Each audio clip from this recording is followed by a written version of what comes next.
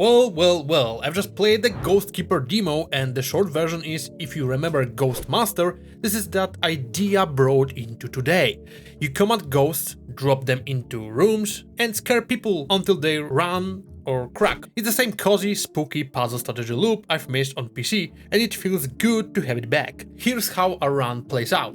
Each map, like a creaky villa or a cemetery, is split into small zones. You bind a spirit to a spot and fire off its powers, messing with objects or people in that room, or the whole room itself. Power splash water, cut off the lights, rattle furniture, or strike straight at victims' nerves. Every person on the map has a fear meter. Push it high enough and they bolt. Let them catch their breath in safe areas and the meter falls, which drags things out.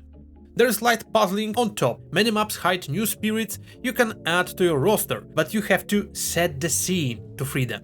Think soak a hallway, then snuff a fire, then lure a poor soul to the right tile so the ghost can manifest. It's not hard, but it asks you to chain effects in the right order. When it clicks, it's very satisfying. However, in the demo execution of some of those were kinda chaotic. The game gives you gentle hints about those unlocks, which is a welcome change from the old days. After the mission, you get a score summary. In the demo, it's mostly a pat on the back, but I expect it will matter later for upgrades or progression, at least I hope for it. The best twist is the Ghost Hunter. If someone escapes, they call this guy in, and he starts sweeping rooms with a scanner. Stay bound where he's scanning and a visibility bar climbs. Let it fill and he vacuums your spirit for a while, taking it off the board.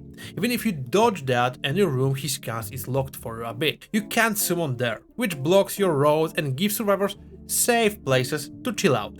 It creates soft pressure without using a hard timer.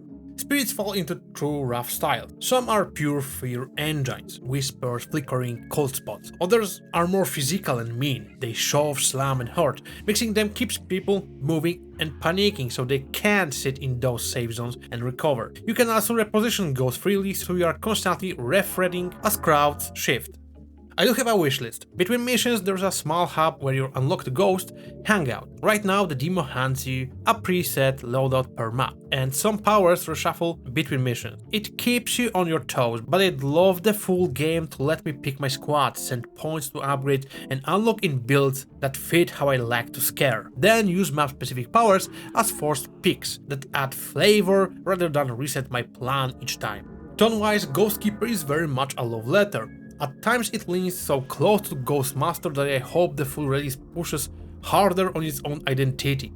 New mission types, bolder objectives, and more playful system around the hunter, scoring and spirit growth. The core is already there, readable visuals, a clean pace, and the loop where you chain one scare into the next and watch a house unravel. If you have been craving a modern haunted house strategy game, the demo hits the spot. It's relaxed, no strict clock, but still makes you think, because the longer you wait, the more the hunter locks down the board and the more likely your victims cool off.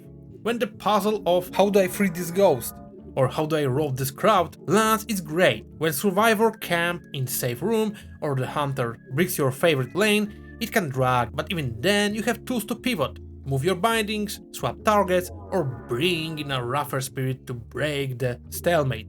Bottom line, I had fun and I want more. If the full game adds deeper progression and lets me shape my ghost lineup between missions, this could go from nice throwback to new standard for the genre. Try the demo and see if the vibe clicks for you. Thanks for watching and see you next time. Bye!